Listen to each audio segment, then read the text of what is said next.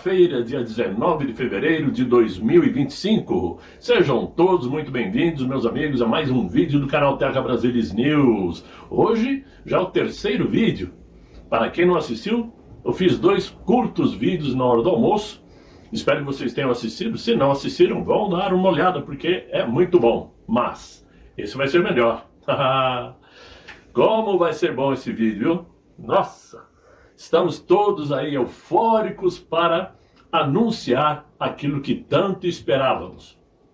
Finalmente, aquele juiz que se achava impenetrável, inatingível, soberano, magnânimo, teve o troco.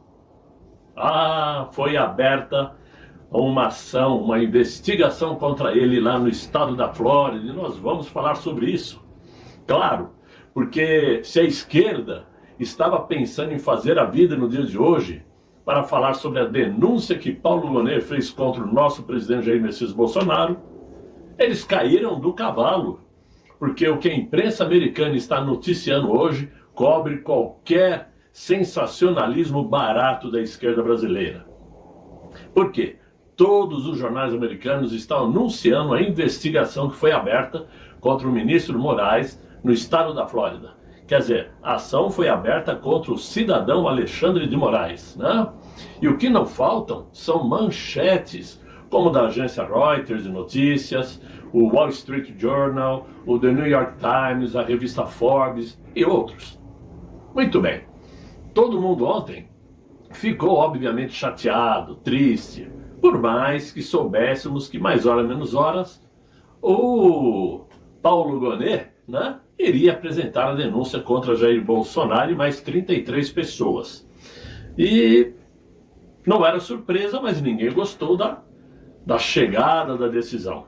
E a imprensa já começou então a fazer seus cálculos de 28 a 40 não sei quantos anos para um crime que não aconteceu, para denúncias sobre suposto, talvez, quem sabe, pode ser, teoria, né? Hipoteticamente falando, sem conclusão, sem prova alguma, sem documento comprobatório dos crimes pelos quais não só Jair Bolsonaro, mas os outros 33 integrantes estão sendo acusados. O general Walter Braga Neto, o Anderson Torres, que era o ministro da Justiça de Bolsonaro, o diretor da Polícia Federal, que também foi denunciado, o Felipe Martins, ou seja, um monte de pessoas, menos Valdemar Costa Neto. Valdemar Costa Neto, ele chegou a ser indiciado pela Polícia Federal, mas não sofreu denúncia. Muito bom. Cada um trabalha e pense como bem entender o que significa ser presidente de um partido com 99 parlamentares por enquanto. Mas aí veio todas as teorias, como a CNN, que o Mauro Cid disse que deu 18 mil dólares em dinheiro ao presidente depois que vendeu joias, que ele ditou as regras e que o dinheiro para propor o ataque às instituições foi repassado pelo Walter Braga Neto.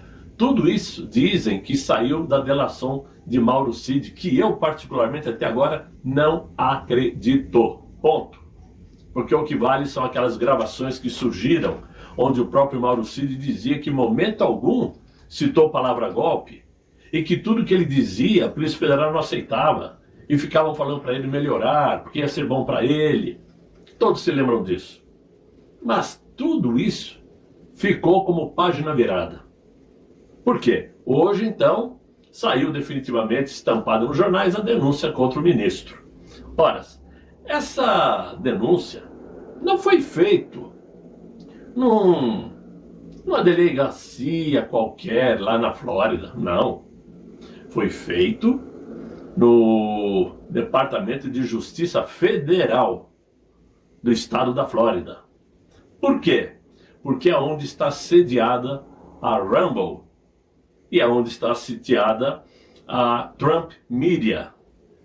Para quem não sabe, a Trump Media, que é uma empresa de Donald Trump, onde ele realmente retira seus vultuosos valores, né? que inclusive usa a plataforma Rumble para poder ser divulgada, as duas empresas entraram com esta ação, com essa investigação, melhor dizendo, pedindo a investigação para o juiz federal lá no estado da Flórida. E a alegação muito simples: perseguição ao direito de palavra, ou seja, restrições à liberdade de expressão, e citam como centro das denúncias o Alan dos Santos. É o centro das denúncias, mostrando que ele foi perseguido, né? Que ele que ele foi investigado dentro dos Estados Unidos, o que é crime, e portanto, quando a denúncia chega por parte da Trump Media, de Donald Trump e da plataforma Rumble, a coisa ficou pesada. Por quê? Aquele ministro foi investigar as duas empresas americanas. Foi investigar as empresas? Não. Foi dar ordens sigilosas para a Rumble, para que a Rumble fechasse as contas do Alan dos Santos, né? Restringisse o direito do Alan dos Santos abrir outros canais, e isso tudo é cerceamento à liberdade de expressão. E essas investigações, essas denúncias para boicotar Alan dos Santos foi feita quando Alan dos Santos já estava, obviamente, vivendo dentro dos Estados Unidos. Então, isto se tornou um problema criminal contra os Estados Unidos. Aquele ministro avançou o sinal. Muito bem. Quem quiser detalhes fidedignos, assistam ao vídeo do Paulo Figueiredo Show de hoje, que ele lê todinho a denúncia que foi feita contra o Alexandre de Moraes. Vale a pena assistir, tá? Muito bem. Quais são os advogados que estão representando a Trump Media e o Rumble, né, nessa ação que foi aberta contra Alexandre de Moraes? Muito bem. O principal advogado, ele é conhecido como um assassino metódico no tribunal, conforme diz a revista Forbes. E junto dele estão algumas dezenas de medalhões experts em casos famosos. O nome dele, Matthew Schwartz. E junto dele está o outro advogado, Martin DeLuca. Os dois advogados que representam a Trump Media e o Rumble já foram procuradores geral no estado de Nova York. Olha só. E aí, eles possuem essa credencial de elite, porque como procuradores do estado, do Distrito Sul de Nova York, é como se você ganhasse aí um Oscar da advocatícia, né? Porque é considerada a jurisdição mais prestigiosa e poderosa dos Estados Unidos. E conhecida também por lidar com os casos mais famosos e complexos da Wall Street e do crime organizado. No papel de procurador, Edward Schwartz conduziu algumas das maiores investigações financeiras do país, incluindo o mega esquema Ponzi de Bernie Madoff e o escândalo London Well do JP Morgan, que é o Banco Chase Manhattan. O advogado DeLuca também construiu sua reputação como promotor especial assistente no mesmo Distrito Sul de Nova York e ganhou destaque nacional na última semana, quando conseguiu liderar com sucesso as negociações para libertar o americano Mark Fogel, professor americano que estava preso há mais de 2 anos na Rússia. Para quem não se lembra aí do caso Bernard Madoff, ele foi um especulador financeiro que ficou famoso por liderar o maior esquema de pirâmide da história, conhecido como esquema Ponzi, e fraudou milhares de investidores em cerca de 65 bilhões de dólares ao longo de 17 anos. Foi preso, pegou 150 anos de cadeia, era bilionário, 158 anos de cadeia e morreu aos 82 anos no hospital penitenciário. Muito bem, esse é o currículo dos advogados que estão tratando do caso. Muito bem, o que importa aqui? O que importa é que finalmente esta investigação que foi aberta levará adiante tudo aquilo que desejávamos. Porque conforme inclusive disse aí o Paulo Figueiredo lendo o processo, esses advogados colocam tudo aquilo que nós já conhecemos, desde os tempos que em 2019 o ministro Moraes cancelou as investigações que estavam começando sobre aquela denúncia que saiu na revista Cruzoé, se não me falha a memória, do amigo do meu pai, que estava acusando o Dias Toffoli, né, de esquemas não muito republicanos. Muito bem, isso aparece no processo, no que os advogados escreveram para o juiz federal aceitar a denúncia. Relatam todas as perseguições contra o X, contra o Rumble, contra outras redes sociais aqui dentro do Brasil, pedindo sigilosamente para que as redes boicotassem, silenciassem alguns usuários, fechassem canais, inclusive do próprio Paulo Figueiredo, do Alan dos Santos, do Constantino, de muitos, né? Relata tudo isto, relata como isso interferiu na liberdade de expressão, principalmente quando ele impôs essas restrições dentro de empresas americanas, como o caso da Rumble, do X, da Starlink, ou seja, interferindo no papel de uma empresa americana. Isso está tudo dentro do processo, tudo dentro da denúncia que foi aberta e que com certeza será aceita pelo juiz federal, primeiro por se tratar do estado da Flórida, que é majoritariamente republicano, né? Ou seja, não tenho por que negar, porque é uma denúncia com fatos claros, até mesmo fatos que constam lá no Twitter Files.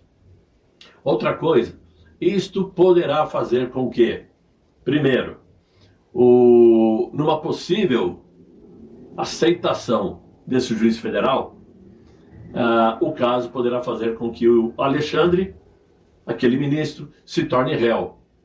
Se tornando réu, ele, claro, terá que responder. Não presencialmente, acredito eu, através de carta rogatória, acredito. Mas será condenado porque as provas são contundentes. Não existe desculpas para que ele tenha tentado interferir na forma de trabalhar de duas empresas americanas.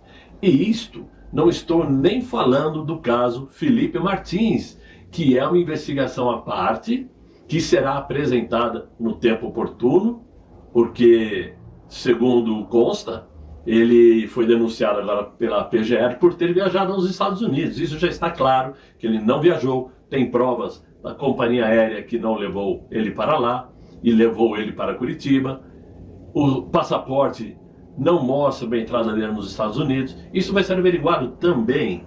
E claro, com essas provas, tudo fará com que uma condenação daquele ministro lá nos Estados Unidos aconteça. Aí vem a parte mais interessante que o próprio Paulo Figueiredo leu aí na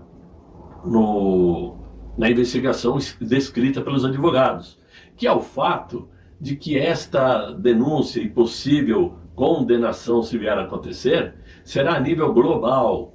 Por quê? Segundo a legislação americana, quando alguém infringe a liberdade de expressão, artigo importantíssimo da Constituição americana, as sanções contra essa pessoa devem ser feitas a nível global.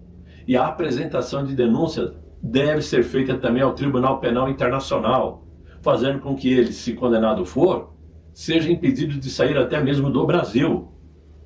Ora, se nós pararmos para pensar quem faz a maior doação para esses tribunais, não precisamos pensar duas vezes se aceitarão ou não uma denúncia.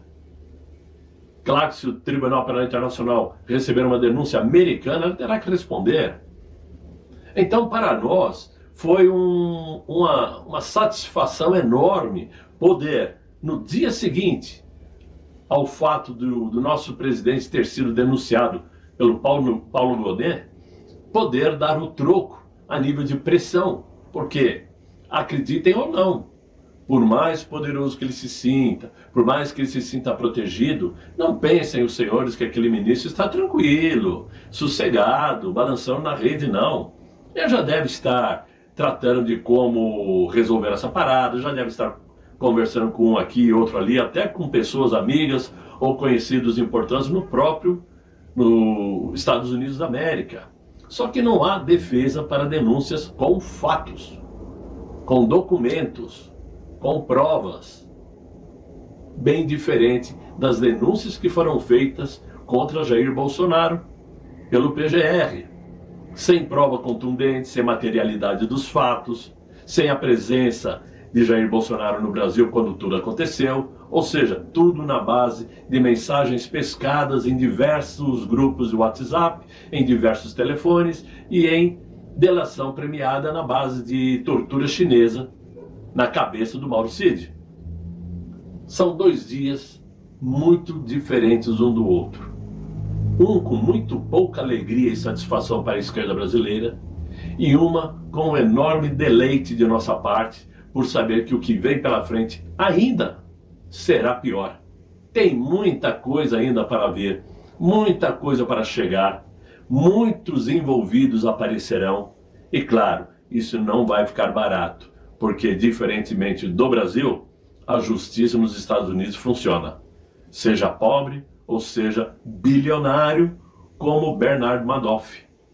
É assim que as coisas funcionam. Então não poderia ter deixado de fazer esse terceiro vídeo, com muito prazer. Espero que vocês tenham gostado, adorado. E se gostaram, deixa aí o like, aperte aí o botãozinho, se inscreva no canal, ajude o Terra Brasilis News a prosperar, a seguir adiante. Conto com o apoio de vocês e desejo a todos um excelente fim de noite, muito bom descanso e até amanhã, se Deus quiser. Ele há de querer. Fiquem bem, fiquem com Deus. Tchau, tchau.